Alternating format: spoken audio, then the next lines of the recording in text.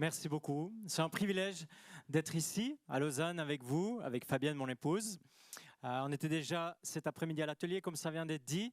Merci d'accueillir un couple de reconviliés.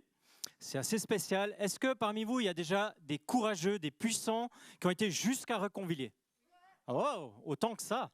Très bien. Alors, vous avez réalisé que Shafter-Pive, ça n'existe pas. C'est un mythe, hein. C'est un mythe qui est dans les médias, donc ça n'existe pas. Mais merci beaucoup à Claire-Lise et à l'équipe de nous inviter ici, dans la ville de Lausanne. Yes, les soirées de louanges, oui, c'est ça, les soirées de louanges de Reconvilier. Peut-être que vous avez entendu parler de ça. On reprend en janvier. Ça fait 26 ans qu'on a une soirée de louanges, toutes les églises ensemble. Chaque mois, plus de 260 soirées et on reprend en janvier. On habite dans le Jura bernois, oui, c'est ça, avec ma famille. On est des passionnés du royaume de Dieu des générations. On a 4 enfants adultes, 2 petits-fils, une fille qui habite avec son mari en Australie. Et on aime beaucoup ce que Dieu fait dans les couples, dans les familles. On pense que c'est vraiment une clé pour aujourd'hui et pour le futur. Et la bonne nouvelle, c'est qu'on n'est pas venu ce soir pour parler de nous. On est venu parler du royaume de Dieu, vraiment, de ce que Dieu fait. Je pense particulièrement aujourd'hui, encore avec ce qu'on a vécu au niveau des votations, je pense que la Suisse et la Suisse romande, elle a besoin de chrétiens, elle a besoin de disciples de Jésus qui sont alignés à Dieu, qui comprennent la pensée de Dieu dans toutes sortes de domaines. Et je crois vraiment qu'on a besoin aujourd'hui de connaître le Créateur, celui qui a un plan pour nos vies, le Rédempteur, le Sauveur, le Seigneur, pour qu'on soit dans les vies qui sont alignées à ce que Dieu veut. Les personnes qui viennent ici régulièrement à l'église, qui puisent leur inspiration de la vie de disciple ici, vous vous souvenez des derniers messages, c'est ce qu'on m'a dit, je n'étais pas là. Vous avez parlé de l'onction, de la faveur de Dieu sur nos vies, par exemple. Qu'est-ce que ça peut changer? Qu'est-ce que ça peut donner? Vous avez parlé de la croix, qui est une grande porte ouverte pour les miracles. Les miracles aujourd'hui, c'est ce qu'on a chanté avant. Qui croit que Dieu fait des miracles aujourd'hui encore? Amen. Qui a vécu des miracles que Dieu fait? Amen. Dieu est vivant 2000 ans après, il est le même qu'en Jésus quand il était sur terre et il fait des miracles. Il n'y a plus de limite en fait quand on s'ouvre et quand on fait confiance à Dieu. Et aujourd'hui, ça a été dit, merci de m'inviter, de parler de la compassion versus de la pitié ou de la pitié et de la compassion. En fait, est-ce que ces deux choses sont les mêmes? Est-ce que ces deux valeurs sont les mêmes? Ou est-ce que c'est différent? Finalement, si je dis, par exemple, il me fait pitié ce gars, hein, ou je dis pitié bosser dans cette boîte, ou bien si je dis j'ai de la compassion pour cette personne, ou bien est-ce que tu connais le ministère de compassion qui parraine des enfants? Déjà, rien qu'en posant ces questions, il y a une différence, il y a une nuance entre ces deux choses. Est-ce que le regard que nous portons sur les personnes est rempli de compassion ou est-ce qu'il est rempli de pitié? Qu'est-ce que ça change? Ça a été dit, on est dans le code 61, dans le volet, et on s'approprie ce code. C'est une parole tellement puissante du prophète Ésaïe que Jésus a pris pour lui aussi, pour son ministère. Et c'est 700 ans avant le ministère de Jésus. On lit ce livre incroyablement inspirant. Ésaïe, c'est un de mes livres préférés du Premier Testament. Il y a tellement de puissance là-dedans, tellement de choses qui sont annoncées, qui vont venir et qui sont déjà là aussi en Jésus. Code 61, justement au début du chapitre, il est dit l'Éternel, l'Esprit du Seigneur, de l'Éternel, est sur moi, parce que l'Éternel m'a consacré par onction pour annoncer de bonnes nouvelles aux pauvres. Il m'a envoyé pour guérir ceux qui ont le cœur brisé, pour proclamer aux déportés la liberté et aux prisonniers la délivrance, pour proclamer une année de grâce de l'Éternel. Cette parole, elle est valable quand le prophète Ésaïe en parle pour le temps messianique, le peuple choisi de Dieu, celui qui va venir en tant que Messie, et à son époque pour l'Israël choisi par Dieu. Mais cette parole, elle est valable aussi pour Jésus quand il est sur terre, quand Dieu est sur terre en Jésus.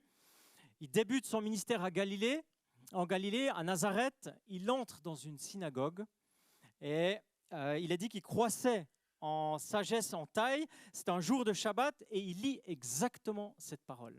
Donc c'est un homme, il ouvre la Torah et il dit « L'Esprit du Seigneur est sur moi parce qu'il m'a consacré par onction pour annoncer la bonne nouvelle aux pauvres. » il m'a envoyé pour guérir ceux qui ont le cœur brisé, pour proclamer aux prisonniers la délivrance et aux aveugles le recouvrement de la vue, pour renvoyer libres les opprimés, pour proclamer une année de grâce du Seigneur. Il arrête de lire, il s'assied, tout le monde le regarde. Comment est-ce qu'il va commenter ça? Il va dire en toute simplicité, eh bien aujourd'hui cette parole, elle s'accomplit, parce que c'est moi le Messie. Il ne le dit pas comme ça, mais il va le vivre tout au long de son parcours. Et puis cette parole, encore 2000 ans après, aujourd'hui, à toi qui es là ce soir, qui as choisi de venir, eh bien, elle s'applique à toi. Tu es oint pour faire une différence. Amen. Là où tu vis, là où tu t'impliques, eh bien, Dieu, il aimerait te permettre de faire une différence dans cette actualité qui est tellement troublée, tellement complexe, tellement covidée, tellement où on est secoué. Eh bien, Dieu, il aimerait nous remplir, nous équiper pour pouvoir véritablement faire une différence. Si tu vis avec Jésus, si tu vis avec l'Esprit Saint, eh bien, tu es concerné par cette parole. Tu es oint. C'est pas simple, c'est vrai, mais c'est glorieux. C'est glorieux. Encore aujourd'hui, on a eu un rendez-vous prévu par Dieu, où on a vu la gloire de Dieu descendre dans une personne qui s'ouvre, peut-être pour la 2e ou 3e fois, mais tout au début. Et on a vu combien Dieu peut vraiment libérer des captifs. Et c'est magnifique. On avait les larmes, alors qu'on est déjà depuis longtemps dans le ministère. Mais quand il y a la présence de Dieu, ça change tout. Et ça change la vie d'une personne. On a pu vivre ça ce matin, c'est magnifique.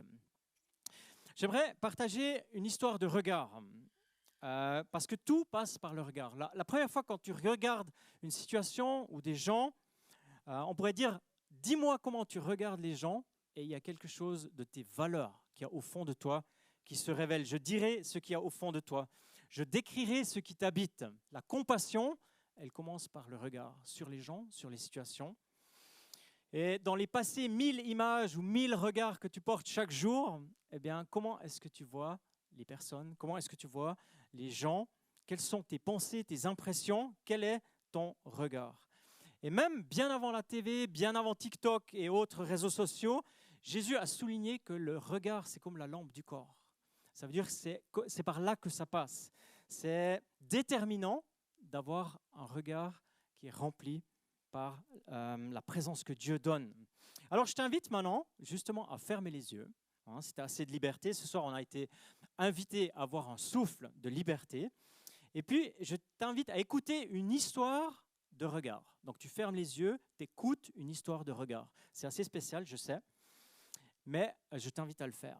C'est dans les évangiles, évidemment. Il y a 3 regards, essaie de les discerner.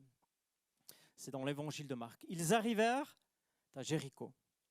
Lorsque Jésus sortit de la ville avec ses disciples et une assez grande foule, Bartimée, le fils aveugle de Timée, était assis en train de mendier au bord du chemin.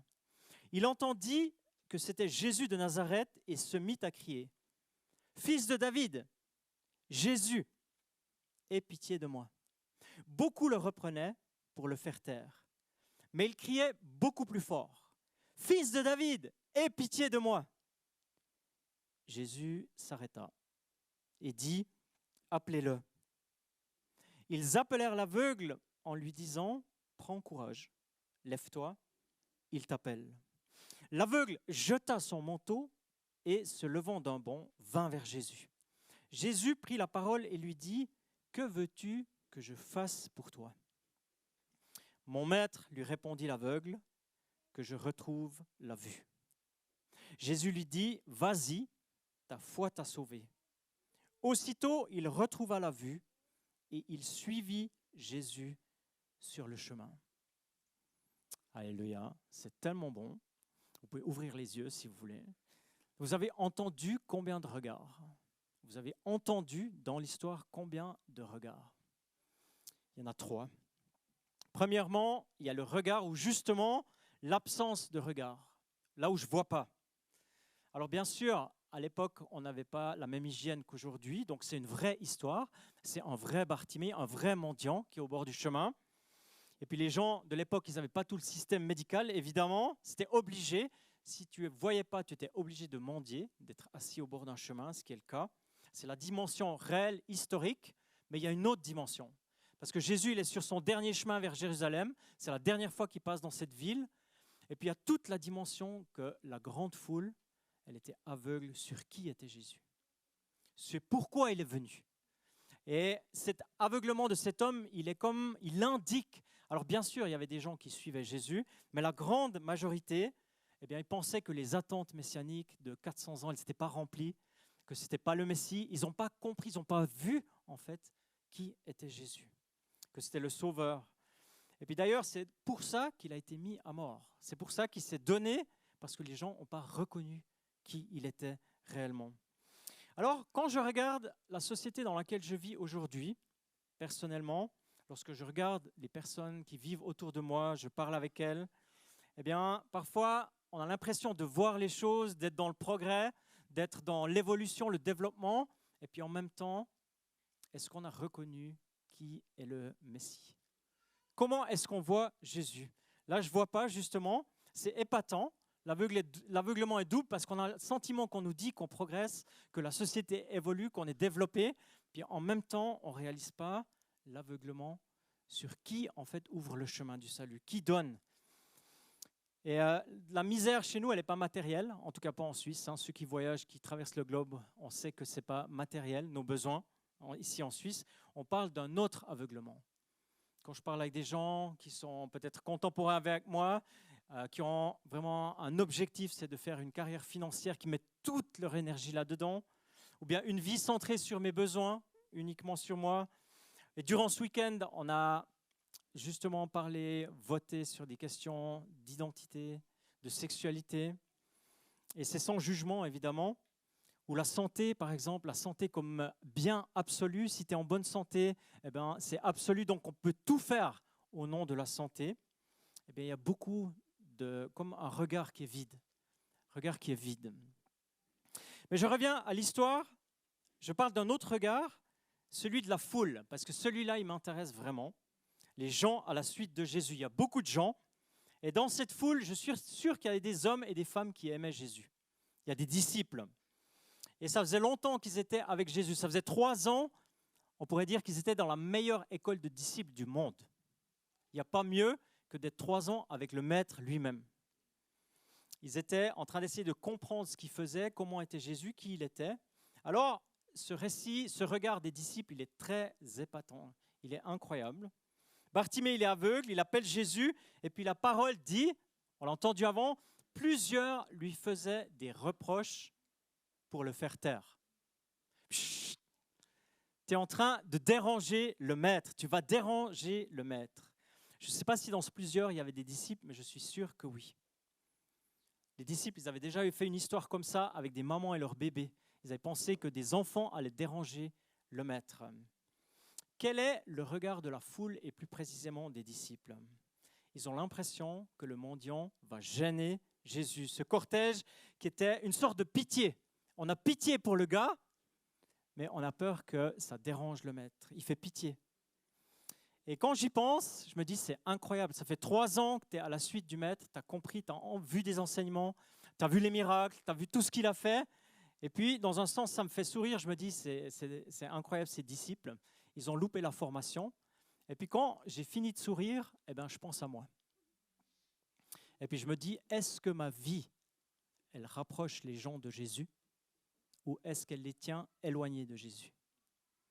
Est-ce que les gens qui te voient vivre, est-ce que ça les rapproche de Jésus ou est-ce que ça les tient éloignés de Jésus?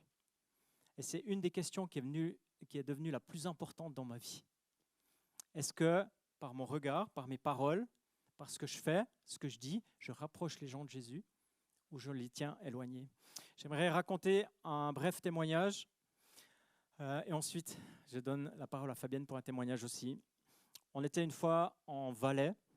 Et puis, on a vu des amis autour ils appellent ça une gouille, une flaque, ou je sais pas, un petit lac, en fait. Et puis, il y avait des gens qui faisaient du surf, là, puis on voyait nos amis, on rentrait de vacances, et c'était vraiment super, on s'est vus spontanément, en fait. Et puis, on est au bord de l'eau, et il y a un ami à nos amis qui sort avec sa voile, et puis il s'arrête devant nous, et puis il fait « Aïe, aïe, aïe, j'ai mal au dos !» Puis nous, on le regarde. Puis il continue. « Ah, mais j'ai trop mal au dos !» On s'est dit, c'est un sketch ça. C'est un sketch. Puis on se regarde avec nos amis. Eh bien, il n'y a personne d'entre nous qui a bougé. On était comme bloqués. Comme après, peut-être que c'était un peu trop fort ce que tu as fait aujourd'hui. Ou peut-être tu aurais dû faire moins d'efforts ou comme ça. On se dit, mais est-ce qu'on n'a pas des occasions qui nous sont offertes sur un plateau où on peut dire, mais on va rapprocher cette personne de Jésus, on va aller avec elle vers Jésus, on va lui demander, comme Jésus, qu'est-ce que tu voudrais que je fasse? Et ça, c'est un témoignage. Il y a un autre témoignage, c'est de notre quartier.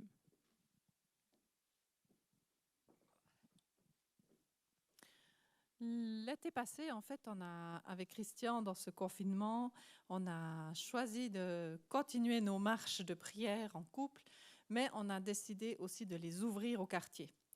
Alors, pas de prier avec tout le quartier, parce que notre quartier n'est pas toutes les personnes ne sont pas engagées avec Dieu, mais de les ouvrir et de permettre aux personnes de nous rejoindre dans nos marches de couple. Et puis, on avait comme ça des horaires, soit à 6 heures du matin, soit à 6 heures du soir, pour permettre aussi aux enfants de venir. Et puis, en fait, on a fait ça 8 fois. Et pendant les 8 rencontres de marche, en fait, on n'a jamais marché seul. Et il y a eu des voisins qui se sont rajoutés à nos marches et c'était juste incroyable. Ça a ouvert, en fait, sur des connexions un peu plus approfondies. Et en février de cette année, un beau jour, en fait, on a notre voisine qui est venue et qui a sonné à notre porte, désespérée. Elle venait d'avoir le diagnostic de son cancer, d'un cancer. C'est pas le sien. Elle avait ce diagnostic-là et elle était perdue. Vraiment, elle ne savait pas comment elle allait relever ce défi, comment elle allait passer à travers ça, et puis même ce qui allait advenir, en fait. Et puis, elle est venue là, et puis elle a dit, j'ai besoin d'aide et j'ai besoin de vous. Alors qu'on a marché quelques fois avec elle, c'est une voisine, on la connaît un peu, mais pas plus que ça, et elle est venue là, elle a dit, en fait, j'ai besoin de vous. Et on a pris du temps pour l'écouter de quoi elle avait exactement besoin. Et puis en l'écoutant, en fait, on lui a aussi proposé encore d'autres soutiens. Et puis plus on expliquait ce qu'on était capable de faire, de lui donner comme soutien, plus elle respirait, elle soulageait, et puis plus elle était comme allégée. Et puis en fait, pendant tous ces mois maintenant, on a rassemblé tout le voisinage pour faire chaque semaine 3 repas. Et puis, elle a été bénie par tout le quartier et elle a pu subir l'opération. Et aujourd'hui, en fait, on attend juste le dernier résultat, mais les médecins l'ont dite guérie. Et puis, non seulement elle est guérie physiquement, ce qu'on proclame depuis le début, mais en fait, elle a trouvé Jésus. Et ça... C'est vraiment un cadeau parce qu'un jour, on rentrait d'une autre marche et puis elle était là dans son jardin, elle pleurait parce qu'elle vidée après toutes les chimios et puis aucune espérance d'avenir. Et puis elle pleurait là, puis on sentait, c'est le rendez-vous du soir, quoi. Et puis on a tout laissé de côté, on est allé vers elle et puis on a pu l'amener en fait à la croix avec tout son passé qui n'était pas si simple. Elle l'a déposé à la croix et puis elle a pu recevoir des vérités de Dieu sur sa vie, dans qui elle est, une femme transformée et guérie. Alléluia.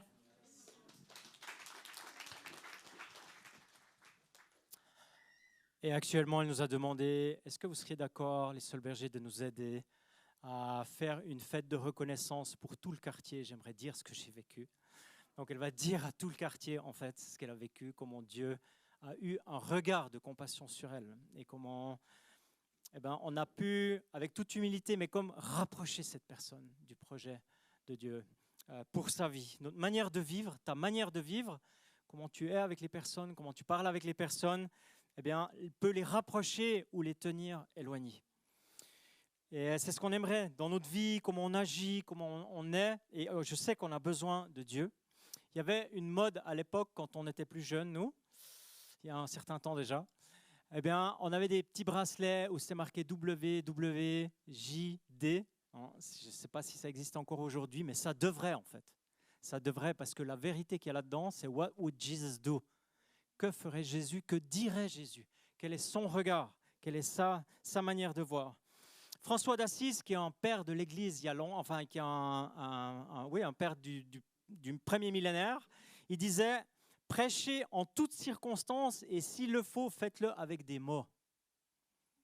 Prêchez en toutes circonstances et s'il le faut, faites-le avec des mots. C'est magnifique. Ça veut dire que tu n'as encore rien dit, mais tu as déjà prêché. Tu as déjà eu un regard et un amour pour les personnes. Alors voilà le troisième regard, tu le pressens, c'est un peu comme dans un menu, c'est le dessert à la fin. On a vu l'histoire de Bartimée qui a une absence de regard. On a vu l'histoire des disciples qui sont en processus pour essayer de comprendre quel est le regard de Dieu sur les gens, les personnes. Et puis le dernier regard, ça c'est le regard magnifique, c'est le regard de Dieu lui-même. Il s'arrête, Jésus s'arrête. C'est un résumé du résumé du résumé de l'évangile. C'est que Jésus, il n'est pas indifférent, il ne passe pas tout droit. Jésus s'arrête dans nos vies, dans ta vie. Jésus s'arrête, il a de l'intérêt et il a un regard qui est rempli de compassion et non pas de pitié. De compassion. Il n'est pas du tout dérangé par la misère de Bartimée, de l'aveugle, pas du tout. Au contraire, il va à sa rencontre, il est saisi de compassion ou il est ému aux entrailles. Pour les traductions littérales, lorsque Jésus voit l'aveuglement, lorsque Jésus voit l'immobilité dans nos vies, eh bien, il est saisi de compassion et il s'arrête. Et ça ne le laisse jamais indifférent. Il a toujours un regard qui est bienveillant, ça l'a complètement retourné et c'est ça la définition de la compassion. C'est ça la définition de la compassion. Quand on est disciple de Jésus, qu'on vit et lui vit en nous, eh bien, on a un regard que lui nous inspire, que lui nous donne. Lorsque Jésus a vu mon aveuglement, ton aveuglement, eh bien, il a été retourné de compassion, il a été ému aux entrailles. Il n'a pas simplement eu pitié, c'est beaucoup plus que ça. Et c'est d'ailleurs même pour ça qu'il est venu sur la terre, en fait. Et il va accomplir ce qui est aussi dit dans le prophète Ésaïe. Il est dit qu'il va, des centaines d'années avant, il va ouvrir les yeux des aveugles. Le Seigneur a établi son envoyé, c'est Jésus, pour ouvrir les yeux aux aveugles. Alors il y a un plan de guérison, de restauration pour chacun, mais il impose à personne. Ça, c'est magnifique aussi, c'est magnifique. Tout le monde aurait pu dire, mais Jésus, tu vois bien ce qu'il a besoin. Et Jésus dit, que veux-tu que je fasse pour toi? C'est magnifique. Parce que la compassion, elle n'impose pas un programme, elle n'impose pas une méthode ou quelque chose. Elle pose une question, que veux-tu que je fasse pour toi? Comment est-ce que je peux exprimer ma compassion pour toi? Comment est-ce que je peux vivre à côté de toi pour que tu puisses recevoir un regard de Dieu lui-même? Puis quand on comprend, quand on s'ouvre à ça, eh bien, le changement, il est radical dans notre vie. Et ça prend de la place, et ça accueille la grâce, ça accueille la restauration, la guérison. Et ça, c'est vraiment ce qu'on souhaite pour chacune de nos vies, de pouvoir accueillir le regard de Jésus. D'ailleurs, quand on regarde les évangiles, que ce soit Bartimée, que ce soit Zachée, Marie, Lévi, les prostituées que Jésus rencontre, des centaines de personnes qu'il rencontre dans les évangiles, eh bien, des gens qui sont au bord du chemin. On l'a entendu au début du passage, Bartimée, il est au bord du chemin, il est immobile, il est figé, il est assis, il est dépendant. Et quand on accueille le regard de Dieu, eh bien, on se lève et on va à la suite du Maître. Il est sur le chemin. Il n'est plus immobile, il est sur le chemin. L'évangile de Luc même dit que tout le monde rend gloire à Dieu. Tout le monde explose de joie devant Dieu à cause de en raison de ce que Dieu a fait, Jésus a fait dans la vie de Bartimée. Alors ça, c'est l'encouragement pour vous ici à Lausanne. Moi, je ne connais pas vos vies.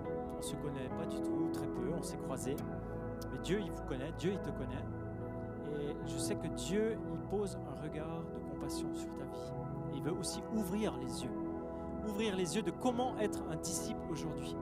On est 2000 ans après, c'est-à-dire il y a beaucoup d'années, beaucoup d'évolutions technologiques qui ont passé, mais l'être humain, il a exactement les mêmes besoins qu'avant. Il a exactement le besoin d'un regard de grâce et de transformation et de puissance. Il est dit dans Jean 1,14 que Jésus est venu plein de grâce et de vérité. Et c'est exactement ce que chacun a besoin aujourd'hui, de la grâce, de la compassion, mais une vérité qui transforme aussi. Une vérité qui permet un nouveau chemin, un peu comme Bartimée l'a vécu. Alors ça, c'est ma prière aussi ici pour vous. C'est notre prière avec Fabienne, ici pour l'Église, pour que vous puissiez vous laisser rencontrer par cette grâce, pour que tu puisses te laisser rencontrer par cette grâce de Dieu, cette vérité que Dieu veut mettre dans ta vie. Et on avait à cœur pour ce temps de message d'avoir un double appel. Et on va t'inviter en toute simplicité à un appel. Peut-être qu'il y a des personnes qui ont eu un regard sur ta vie, qui a étiqueté ta vie, en fait, qui a dit, ben voilà, ça c'est comme ça que tu es en fait. Et tu es comme dans une boîte. Ça peut être des personnes très proches et qui ont eu un regard qui a mis comme quelque chose de définitif, quelque chose d'enfermant. Et puis dans le premier appel qu'on aimerait adresser, c'est de dire, ben moi, et si tu te sens concerné, tu le sens maintenant, j'ai besoin du regard de Dieu dans ma vie. J'ai besoin du regard de Jésus lui-même. Et pas de personnes autour, pas un regard humain, mais j'ai besoin d'un regard divin dans ma vie. Parce que j'ai été étiqueté, j'ai été mis dans cette boîte. C'est le premier appel qu'on aimerait faire tout à l'heure. Et puis le deuxième, c'est le regard que nous, on porte sur les personnes. En tant que disciples, en tant que personne qui a des contacts avec des personnes, des gens, que ce soit là où on vit, là où on travaille, eh bien que Dieu vienne impacter notre regard, qu'il vienne influencer notre regard et qu'on puisse recevoir de la compassion pour les gens au lieu de l'indifférence. Et je sais que tu as besoin du Saint-Esprit pour ça. Ça ne vient pas tout seul, ce n'est pas naturel. Naturellement, on est concentré sur nos besoins, sur notre vie, mais on peut recevoir un regard de compassion que Dieu donne. On aimerait t'inviter à te lever, à vous lever, on va tous se lever, puis on va simplement continuer d'être devant Dieu et recevoir ce qu'il veut nous donner.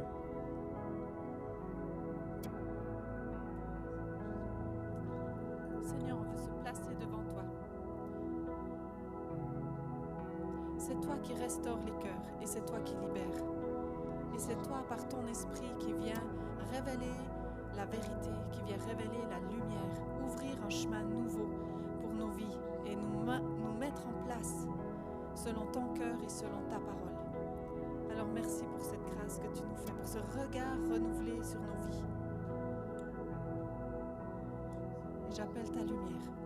J'appelle ta lumière dans le cœur de chacun d'entre nous pour que tu révèles les paroles qui ont été dites sur nous, ces étiquettes qui nous ont coincés, que ce soit de notre père, de notre mère ou d'amis.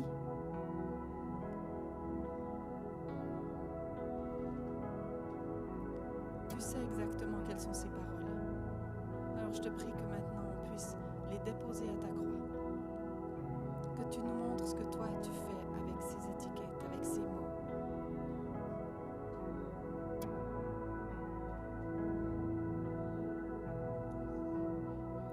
Et alors que toi, Jésus, tu es mort à la croix pour ces choses qui nous empêchent d'être pleinement libres, eh bien, viens maintenant donner ta parole, ta vérité sur qui on est pour toi.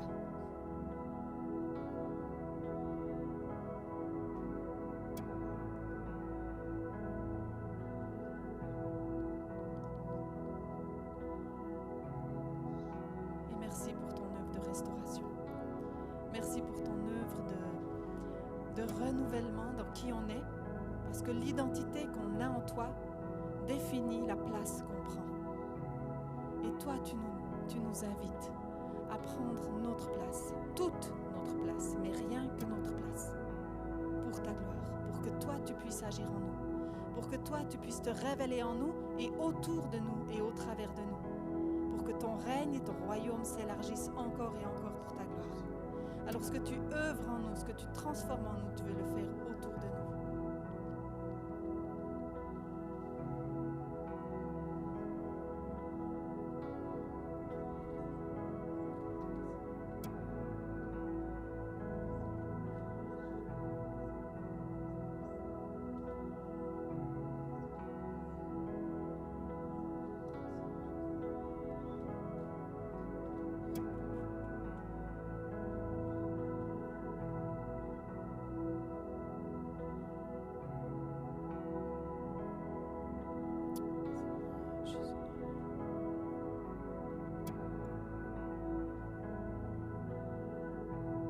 Seigneur, tu vois comment nous sommes là ce soir. Tu connais notre cœur, tu connais ce qu'il y a dedans de nous et tu connais notre regard aussi.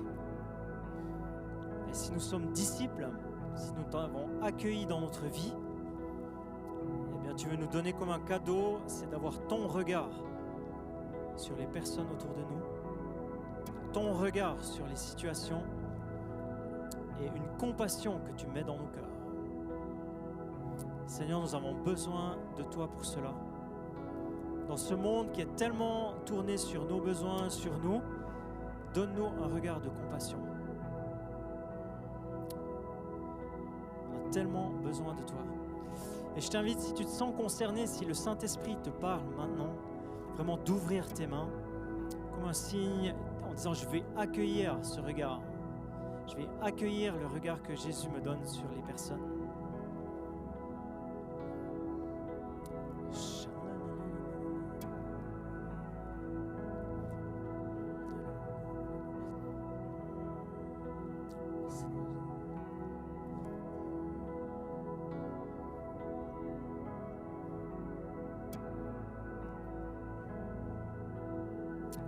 Seigneur, je veux te prier pour chacun d'entre nous qui avons les mains ouvertes. Nous avons dans nos cœurs un accueil du regard que tu veux renouveler dans nos vies. Enlève les écailles, ouvre nos yeux et donne-nous de voir comment toi tu vois. Donne-nous de faire une différence là où tu nous places. Oui Seigneur, donne-nous de ne pas passer tout droit, d'être indifférent, mais donne-nous de vivre et d'exercer la compassion. Aussi en nous attendant au miracle, en nous attendant à ce que toi tu dis et ce que toi tu fais. Et Seigneur, peut-être tu nous mets quelqu'un dans notre pensée maintenant, de notre entourage. Peut-être on a passé devant lui ou devant elle des dizaines de fois. Seigneur, donne-nous de nous arrêter comme toi tu l'as fait et de dire une parole de compassion. Tout en étant connecté à toi. On ne veut pas faire par nous-mêmes, mais on veut te faire de la place. Pour que toi, tu puisses manifester ta grâce, manifester ta puissance de guérison, de restauration, de transformation. Mais pour cela, donne-nous ton regard, Seigneur. Donne-nous ton regard. J'aimerais demander une faveur, une bénédiction sur chacun qui a ouvert ses bras, accueilli ce regard, vraiment en proclamant qu'il y a un avant et un après. Que quand tu vas quitter ici, tu ne vas plus voir les personnes de la même manière. Non pas à cause de toi, mais à cause de Jésus en toi et de ce qu'il a ouvert de nouveau dans ton regard.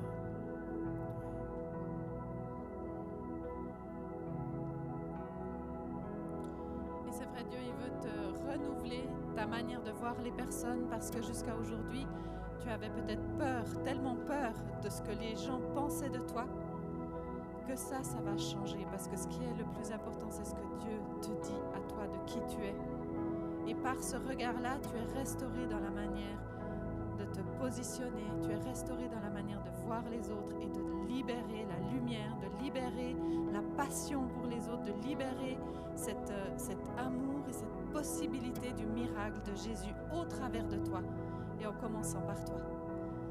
Alors je prie maintenant pour cet esprit de libération, je prie pour cet esprit de compassion et que ta gloire, Jésus, puisse s'élargir encore et se manifester dans nos propres vies et autour de nous pour ta gloire. Et on prie que ton règne s'élargisse encore, que ta lumière s'éclaire encore et que ta vie libère les cœurs, que ta vie restaure des vies, des personnes brisées, que ta passion soit renouvelée en nous et autour de nous pour ta gloire, Jésus.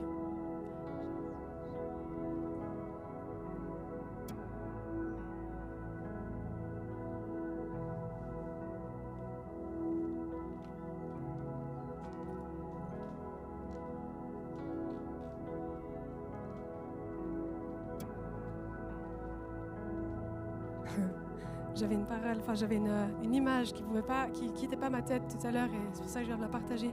En fait, j'avais ce moment où Jésus s'adresse à Nathanaël, sauf erreur, qui lui dit « Je t'ai vu quand tu étais sous le figuier ». Puis après, je pensais à Dieu quand il va rejoindre Gédéon qui se cache au fond d'une citerne. Et en fait, j'avais l'impression que Dieu voulait s'adresser spécifiquement à plusieurs personnes qui sont là aujourd'hui, qui se sentent comme au fond d'un trou, qui se sentent comme complètement isolées dans un endroit qui est sombre et que juste tu te dis, mais en fait, le regard de Dieu sur moi, je ne peux pas le voir parce que Dieu ne peut pas me voir, je suis hors de portée de vue. Et je crois que Dieu te dit aujourd'hui, je te vois. Et non seulement je te vois, mais en plus je voyais qu'il prenait comme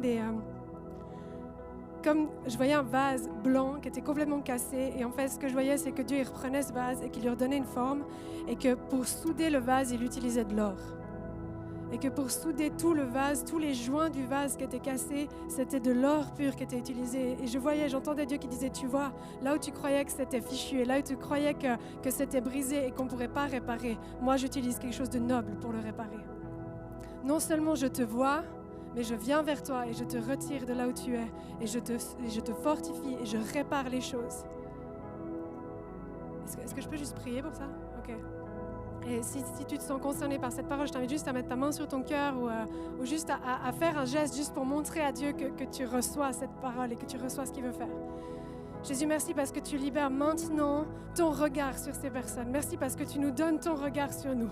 Merci Jésus parce que tu ne nous donnes pas seulement ton regard sur les gens, mais tu nous donnes ton regard sur nous-mêmes. Merci Jésus parce qu'on n'est pas hors de portée de vue pour toi.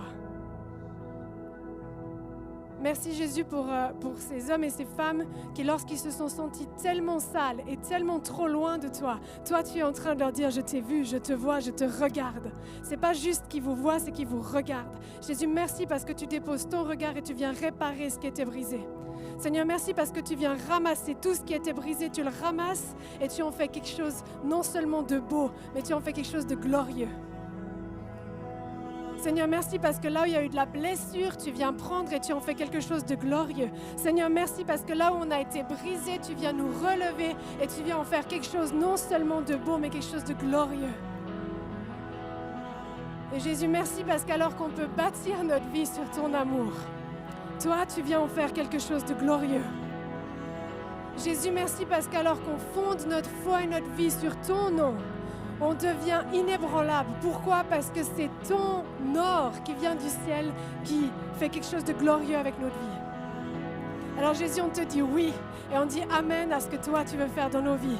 Et on te demande pardon d'avoir regardé avec nos yeux qui étaient tellement pleins de boue. Seigneur, viens remplacer nos yeux par les tiens. Amen.